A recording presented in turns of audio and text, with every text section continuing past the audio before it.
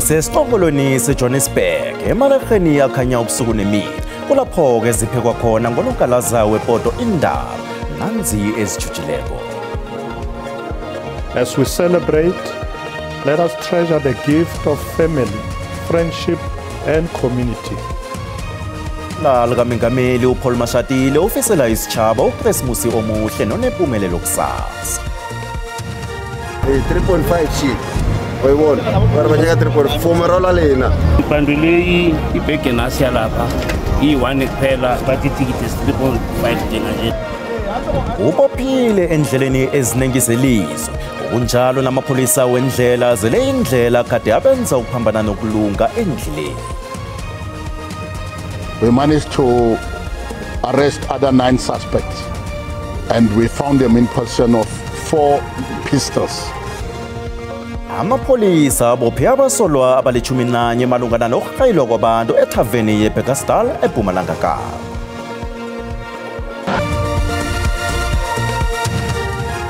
Kulilanga elandulela uKrismusi uPapa Maviaviyani ngaphandla pha namalampa kaKrismusi ameroza kamnanjani. Ngokutsho njalo siyaloyitshisa ekhaya zindaba zesiNdebele ku-SABC1 enguThulani Bo.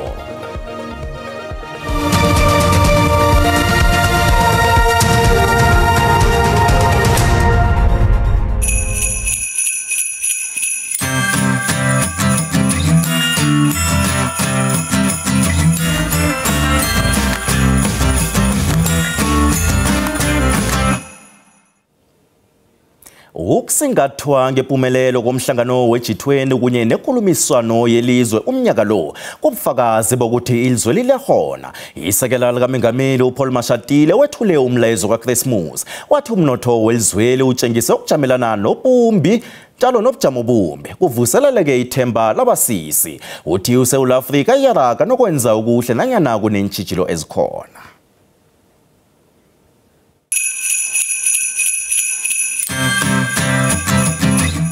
Isekela likaMengameli uPaul Mashatile ukhombela amaSouth Africa bona tsheje endleleni. For those traveling, please prioritize safety, drive responsibly, do not drink and drive, and ensure every journey is taken with care. Krismusi uMashatile uthi amaSouth Africa atshengisa ukujamelana nobujamo obudisi. Uthi ukusingatha inkulumiswano yelizwe yamalanga amabili ngoRhoboyi kunye nembizo ye-G20 ngoSinyikhaba kutshengisa bona amaSouth Africa anekhono. The achievements include managing the energy crisis, boosting tourism, improving revenue collection, convening the first convention of the National Dialogue, and successfully hosting the G20 presidency.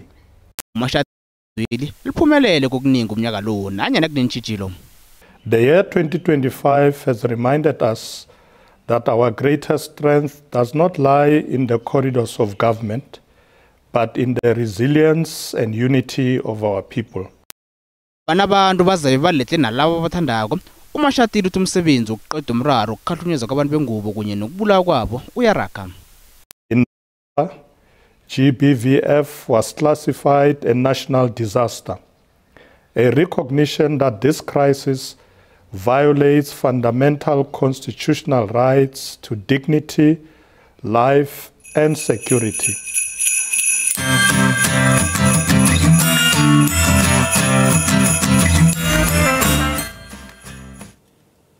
Usomkhandlu wezemsebenzi yomphakathi zendlela nezokuthutha eMpumalanga uThulasizwe Thomo uthi bathonyekile ngokuthi iMpumalanga itosa phambili ngengozi zendlela emfundeni zonke kulama-holiday wokuphela komnyaka. uThomo ukhulume lokhu ngesikhathi basejimeni lokuvimba basetshe inkoloyi endleleni yemlodo emkhawulweni weMpumalanga neGauteng namhlanje.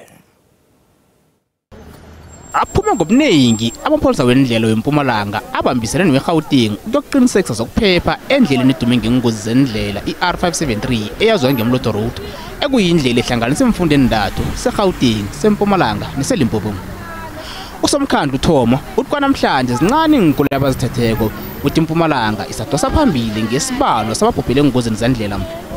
uThomo uthi abanye abababophi namhlanje ngeve balayitjha imithwalo ngokweqileko.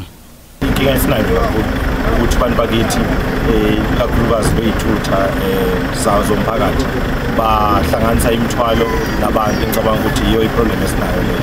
So le moto ezilanje uzibona eziningi ziboshelwe for leyo purpose leyo. Abatshayeli bayalila ngokuhlawuliselwa ukulayitsha abakhweli nemithwalo. 3.5 shit. Oyibona. Bara banyaka 3.4 fomerola lena. Wenzeni? Akuna nto ekijirileyo. Umrwalo vela. For the customer. Ya mina ngisokede nebhomu layisha abantu nemithwalo mari imithwalo sibeke esidini ukuthi bakhona ukuhlala kahle nemithwalo yabo. And nemali yabo bangibhala itikiti 3.5 and then 3.5 leyo i-load le ayenzi even 3.5. Awangibandule ibhege nasiya lapha i-1 kuphela bathi itikiti 3.5 njenganje lapha. And anginayo enye imali engingafuna ukuthi ngiloka nje lapha. And azange sithole isikhathi sokuthi sitshelwe kuthiwa singalayitsha abantu nemithwalo. Kodwa nabanye bathabile ngokwanda kwamapholisa endleleni. Bona kusiphatha right wala nabasigadileko ukuthi sikhambe ngohlendlela kungabi nengozi. Sikhamba rehe khona basilakini. Awasijabule kakhulu ngoba bayasiphephisa basicala umgolo zethu zirehe nabantu abajayile ukudleni nabakhona so nokho siyazi ukuthi siphephile. Ukusebenza kwabo ngibona kukuhle kakhulu ngoba basinceda nengozi endleleni ukuthi zinciphe. Uthoma uthi nanya neMpumalanga inesibalo esiphezulu nje yisababhubhele engozini zendlela kulama holide ukuphela komnyaka kodwa nasehlile nasilinganiswa nesangomnyaka opheleleko ngesikhathi esifana kom. Uthi abayiphula umthetho bazoyithola nabayifunako. Ukomishinara webandla elawula imkhawulo iBorder Management Authority uDr Michael Masiapato ufakazile bona babophe abantu abalikhulu-12 ebebalinga ukweqa umkhawulo ngongemthetho beza esangweni lomkhawulo welibombo. Uthi amajoni ngokusebenzisana nebutho labogadi namapholisa babophe abasolo ebebalinga ukweqa bagegeda ngendaba. Very hectic. That is the main principle. The people that you are seeing here today is not necessarily the people you saw yesterday. The people that were here yesterday, we were able to process all of them. And we basically talk about 26,000 that we processed yesterday. I do know that we anticipated that we might reach 30, but we actually were able to process 26,000 overnight. So today we expect that the number will even be more because it's just Christmas Eve. So on that basis, we brought more capacity. Again, at the 4 processing point, we have now almost 30 officials that are actually operating in these 4 different areas. So on that basis, we continue to process them. And to that extent, we are very much hopeful. When we go towards the afternoon, the majority of the people that are here will definitely be off already into the Mozambican side. Imthwalo isebhokweni emarenkeni amakhulu welizwe. Abantu bafuna ukuzibona basemakhaya nemndeni yabo ngoChristmas. Erenkeni ekulu eJohannesburg eWanderers benganabususo benyawo. Njengoba amakhulukhulu abantu benza imizamo yokugcina yokudlela uChristmas emakhaya. Inkhulu zerenke besebenza nzima ukuqinisekisa bona konke kuhamba kuhle. Abanye abakhweli bakatelelekile bona balale erenkeni le ukwenzela bona babambe zokuthoma eziya emakhaya. Nasibuya entolo. Umuntu akakhonanga ukuthi akwazi ukuthi agoduke abuyele kasemakhaya. Usetohweni njengoba uyabona nje. Mina bubhanya buhanya nemalight waKhisimusi cha utabe kungeke. Silandelisisa ababukeli bona bandawanaphi namhlanje. Bamdlelaphi uChristmas kusasa. Ihamera, amakuki, ikastete nejeli izinto ezitengezelako sekukhona na.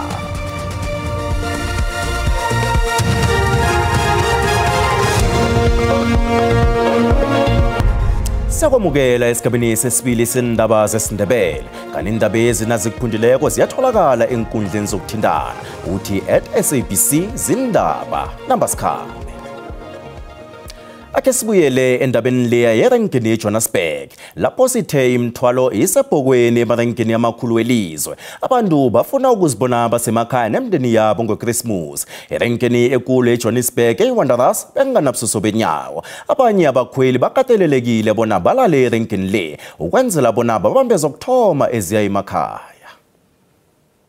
Bekunyamfuka kulesikhumulo samatekisi eWanderers njengoba abantu abaningi bebhekisa amabombe emakhaya beyochitha amaholide kwazise kusasa uKhisimusi. Iphathimandla zale sikhumulo samatekisi zithi kwenzeka isigameko la kulahleke khona impahla yomunye wabagibeli. Before they arrive at the rank, so-called homeless people, they help them by transporting, by bringing them to the rank. At the end of the day, they end up running away with their luggages. 2 ladies from MTN, they lost their luggages, everything. Abashayeli beimoto ehamba amabanga amade bathi ke bazokwenza isiqiniseko sokuthi bayaphumula ukuze abagibeli baphephe emgwaqeni. Sidrava ama amaningi singalele egcineni kuze kwenze ingozi inqothi sisuke sesizela kungcono umuntu athi nje umuntu awazi endleleni bese eqhubeka elanda abantu sebefika emakhaya bephephile. Abanye abagibeli bakhathazekile ngokuthi kunabagibeli abathile ikakhulukazi laba abavamise ukuhlala emuva abankunkutshwala babe inkinga endleleni. Obhuti abahluphayo ngokuphuza obhuti abahluphayo ngokuphuza hayi ukuthi omama nje abaphuzi nje sidalwe emontweni ngoba bahlushwa umchamo kakhulu obhuti nje abaphuzayo ngoba nebandla lisemuvi lona engathi liyadesha impela. Nabashayeli bamabanga amade ikakhulukazi laba ababheke eZimbabwe ngaphandle kweNingizimu Afrika bathi bazokwenza isiqiniseko sokuthi abagibeli baphephile base bebakhuza nabo abagibeli ngokufaka abashayeli ngekhanda ukuthi bayishayize imoto igijime. They must exercise caution on the road because this festive season is too busy. In the road they are too busy. Yeah. Your message to passengers? Yeah, passengers also I urge them to not to encourage the drivers to be speed. Egama lami nguCalvin wakwaDludla endabeni zeSABC ngibika ngisesikhumulweni samatekisi iWonders eGoli. Isekela likakomishinala wamapholisa eGauteng uFred Kekana uqinisekisile bona ngubotshwa abasolwa abali-11 abahlotshaniswa nesehlakalo sokudunyuzwa kwabantu ethaveni ePekastal. Uthi amapholisa ezoyihlebezana ecamsinyana jinga endlini yomuntu osebenza emayini athi nakaphenyisisako kwatholakala bona indlu leyo ibhacise amaphandla namaphepha. Abasolwa kuthiwa batholakele nemhlobohlobo yengidi ezincane nezikulu. Abantu aba basolwa ngokungenela abantu bebasethaveni batumuza babulala abalithoba kwathi abali-10 balimala. Kuzokala bona abasolwa bafike ethaveni leyo bazele ikhumbe emhlophe nekolo encane badumuza wonke umuntu basuka babaleka khonoko. Technical response team, our public order policing and the local and the Western District team that was busy with illegal mining. We managed to intercept a specific house where one of those possible suspects, number 2 out of 2, was found in possession of an AK-47 rifle. And in the house, we managed to arrest other 9 suspects. And we found them in possession of 4 pistols. And out of that, the owner, the house belonged to a mine, and the mine employee was allocated the house. He was also arrested. The first charge already, which obviously is going to face, is that he is harboring undocumented people. And he's harboring undocumented people. And out of that, all these people, when we verified their identity, we realized 9 of them are Lesotho nationals. 1 is a Mozambican, and the one who's a mine employee and harboring all these suspects, it's a South African. He will be facing harboring undocumented people, and possibly we are looking at some other issues defeating the ends of justice. Omunye wabasolwa babili ababotshelwe ukubulawa komrhatshi odumileko uWathickstock obekaziwa ngelika DJ Waras uvele ekhotho kaMagistrata weJohannesburg. Ekhotho ufike wavela nesongo batsho ukuthi amapholisa amlimazile wangena sivaleni ubuso. uVictor Majola ungene ekhotho azivale ihloko ngetracksuit. uMagistrata wakhalima bona akazimbule ihloko.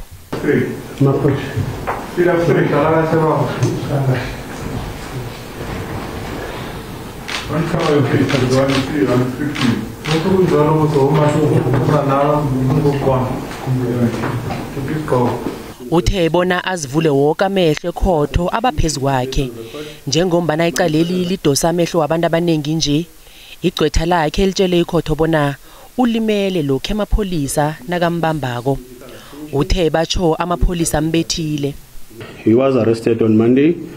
He was assaulted by the police and he suffered serious injuries on his body, on his hands and some other parts of his body or shape. Eric Stock owaziwa ngelika DJ Waras ubulewe ngeveke epheleleko.